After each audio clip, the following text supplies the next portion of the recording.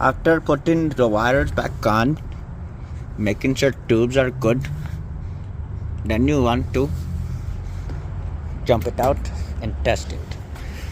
So we're going to take W1 to red and let us see what happens.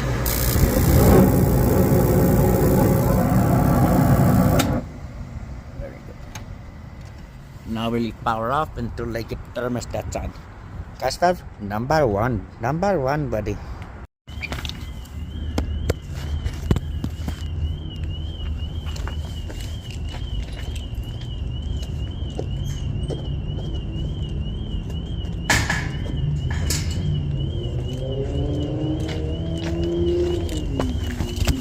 That's how you do that, buddy.